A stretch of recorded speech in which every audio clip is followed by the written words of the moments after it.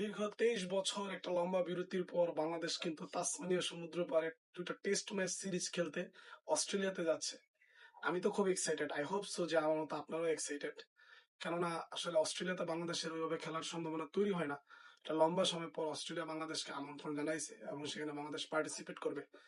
So এই জার্নিটা আসলে ভালো মন্দ অনেক কিছুর সংমিশ্রণ আছে। যদি আমরা শুরুতেই খারাপ লাগার যে ব্যাপারটা সেই ব্যাপারটা নিয়ে আলোচনাটা শুরু করি, সেক্ষেত্রে বাংলাদেশের জন্য একটা বিগ ব্লো, যে এরকম একটা সিরিজে যার সব থেকে বেশি জরুরি ছিল একটা pace fast, genuine fast bowler. আমরা যদি বলি যে পেস বোলিং অ্যাটাকের বর্তমান সময়ে যারা নেতৃত্ব দিচ্ছে তাসকিন আহমেদ, নাহিদ রানা, সেইখানটাতে নাহিদ রানা আসলে 150 ক্লিকে বল করে থাকে। এই 150 গতির বলারটাকে আমরা মিস করতে যাচ্ছি। Very upset and big blow for Bangladesh যে নাহিদ রানা আসলে এই সিরিজটাতে থাকতে পারতেছে না। আনফরচুনেট যে সে আসলে ইনজুর্ড, এবং এটাও চিন্তা করতে হচ্ছে যে আসলে তার এই লম্বা কেরিয়ারে বা আগামী সামনের বছরগুলোতে সে যতটা সময় আসলে বাংলাদেশকে প্রতিনিধিত্ব করবে, আদৌ সে অস্ট্রেলিয়াতে আর একটা সুযোগ পাবে কিনা আল্লাহ ভালো জানে। সো আসলে এটা একটা বিগ ব্লো বাংলাদেশের জন্য যে আমরা আসলে নাহিদ রানাকে দেখতে চাইছিলাম। স্পেসিফিক ভাবে যদি বলি যে আমি একা এরকম না, আসলে যারা ক্রিকেটটাকে ভালোবাসে, যারা পেস বলটাকে উপভোগ করে, শুধু বাংলাদেশ বলি না, বাংলাদেশের বাইরেও যারা যারা নাহিদ রানার ফ্যান আছে, বিশেষ করে বড় বড় ফ্র্যাঞ্চাইজি মালিকরাও দেখতে চাইছিল। এবং বিভিন্ন জার্নালিজম থেকে জার্নালিস্ট, তারপর হচ্ছে গিয়ে আরো যারা ক্রিকেট নিয়ে আলোচনা করে, সমালোচনা করে, তারা সবাই আসলে নাহিদ রানাকে অস্ট্রেলিয়ার মাটিতে দেখতে চাইছিল। সবাই আসলে খুবই আপসেট যে নাহিদ রানা আসলে পার্টিসিপেট করতে পারতেছে না। আর খুশির খবর যদি বলি যে অত্যন্ত ভাগ্যবান সেসব প্লেয়ার যারা আসলে এই সিরিজটাতে আসলে স্কোয়াডে থাকতেছে, হোক সে বেঞ্চে হোক সে একাদশে, সবাই খুবই ভাগ্যবান যে অস্ট্রেলিয়ার মাটিতে একটা টেস্ট ম্যাচ বাংলাদেশ খেলবে এবং তারা আসলে বাংলাদেশের হয়ে প্রতিনিধিত্ব করবে।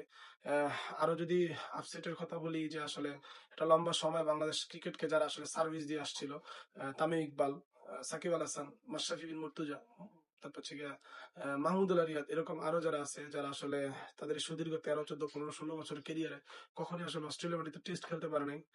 সেইখানটাতে আসলে মুশফিকুর রহিম আবার অনেক ভাগ্যবান যে আসলে মুশফিকুর রহিম তার একটা লম্বা কেরিয়ার সেখানে আসলে ওয়ান ডে এবং টি-20 থেকে অপশন নেওয়ার পর টেস্টে মোটামুটি বাংলাদেশ টিমে এখনো সার্ভিস দিয়ে যাচ্ছে, খুব ভালোভাবে দিয়ে যাচ্ছে। সেখানে মুশফিকুর রহিম খুবই ভাগ্যবান যে মুশফিকুর রহিম আসলে এই স্কোয়াডটাতে থাকবেন এজ এ সিনিয়র ক্যাম্পেইনার, এবং লটস অফ রেসপন্সিবিলিটি তার কাছে থাকবে, এবং আমাদের প্রত্যাশাও থাকবে যে মুশফিক আমাদেরকে আসলে আশাহত করবে না। সো সবকিছু মিলে যদি আমরা দেখি স্কোয়াডটার দিকে লক্ষ্য করি, সেখানে নাজমুল হোসেন শান্ত ক্যাপ্টেন, দারুণ আউটস্ট্যান্ডিং। রিসেন্ট পাস্টে খুবই অ্যাগ্রেসিভ ক্যাপ্টেন্সি করে কিন্তু সবার মন জয় করে নিয়েছেন।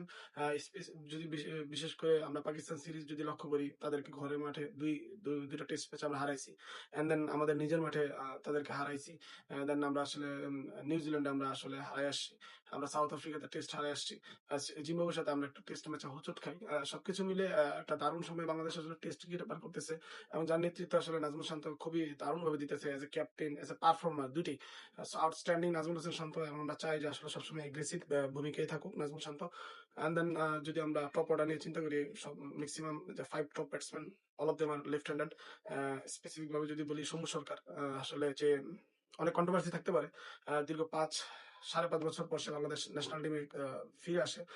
যদিও তার ন্যাশনাল টিমে পারফরমেন্স খুব একটা আহামরি উজ্জ্বল না, কিন্তু সে ঘরোয়া ক্রিকেটে যে longer version of cricket NCL সে হচ্ছে গিয়ে ভালো করে লিডিং রান স্কোরার সেই পুরস্কার হিসেবে সে ন্যাশনাল টিমে ডাক পায়। সেই সাথে মাহমুদুল হাসান জয় রিসেন্টলি খুব একটা ফর্মে নেই, টাচেও নেই, সেই জায়গাটাতে আসলে বিবেচনা করে টিম। সো সৌম্য সরকারকে আসলে ইনক্লুড করা হয়, বাউন্স পেস সবকিছু বিবেচনায়। সৌম্য অলওয়েজ আসলে বাউন্স খুব এনজয় করে, পেস খুব এনজয় করে, স্পিন থেকে সে আসলে পেসটাকে ডমিনেট করার চেষ্টা করে বেশি। সো সবকিছু মিলিয়ে সৌম্যর conclusion is a good choice for the management. এখন টাইম হচ্ছে এই সময়টাকে প্রমাণ করবে।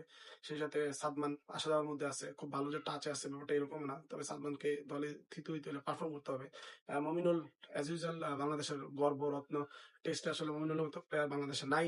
সো আসলে মমিনুল ফুলকে নিয়ে আলাদা করে বলার কিছু নাই। আমি মনে করি যে মমিনুল সবসময় উপরে, এবং এই অস্ট্রেলিয়া সিরিজে নিজেকে আরো প্রমাণ করবে, যেহেতু সে সাবকন্টিনেন্টে এতদিন ভালো করে আসছে। একটা প্রশ্ন থেকেই যায় যে আসলে অস্ট্রেলিয়ার মাটিতে কিরকম করবে। সো এটা একটা মুখ্য সময় যে মুমিনুল আসলে ব্যাটে জবাব দিবে, আসলে সে আসলে কতটুকু পারফেক্ট বাইরের কন্ডিশন।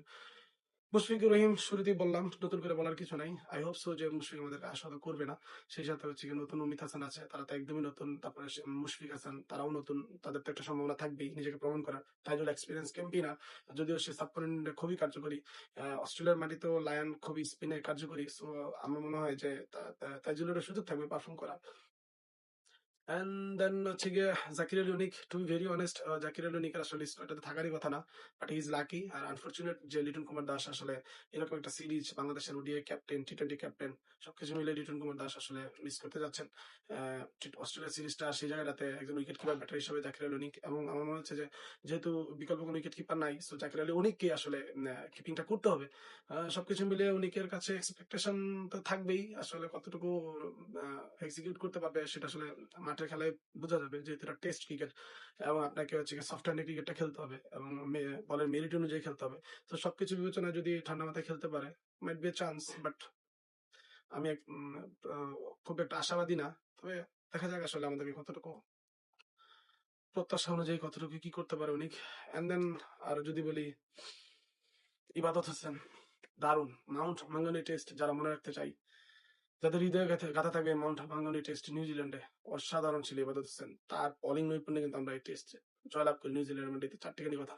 আমার কাছে মনে হয় যে সেই ইবাদত কিছুটা ইনজুর্ড, পরবর্তীতে রিকভার করে সে ফিরে আসছে এবং তার সন্তান সম্ভব স্ত্রী এই সময়টাতে তার পাশে থাকা খুব জরুরি ছিল, কিন্তু আসলে শরীফুলের ইনজুর, নাইট রানের ইনজুরি, সবকিছু মিলিয়ে আসলে ন্যাশনাল ডিউটি যখন খালে চলে আসে, সো তাকে কিন্তু চলে আসতে হচ্ছে ন্যাশনাল টিমের রাডারে, এবং সে হচ্ছে ফ্লাই করতেছে অস্ট্রেলিয়াতে।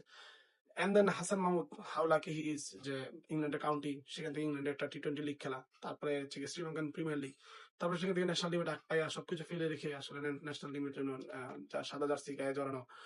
সো হাসান মাহমুদ তো খুবই একিউরেসি বলার, যে আসলে স্পট বল করতে খুব ভালোবাসে, সোজা হাতে বল করে থাকে এবং সবসময় সে আসলে স্ট্যাম্প টু স্ট্যাম্প বল করে, চান্স ক্রিয়েট করে।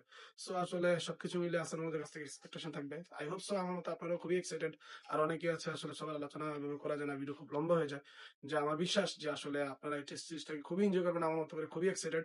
সো আসলে আমি যতটুকু পেরেছি আপনাদেরকে ইনফরমেশন দেওয়ার চেষ্টা করেছি। ভুল ত্রুটির ঊর্ধ্বে আমি না। সো ভুল ত্রুটি হবেই, আমার ভুল ত্রুটিগুলোকে আপনাকে দেখিয়ে দিবেন এবং কমেন্ট বক্সে আমার বিভিন্ন মতামত আপনারা আসলে দিবেন, আপনাদের মতামত নিয়ে আমি সামনে আগে যেতে চাই। টিল দ্যাট ভালো থাকেন, আল্লাহ হাফেজ, থ্যাংক ইউ সো মাচ।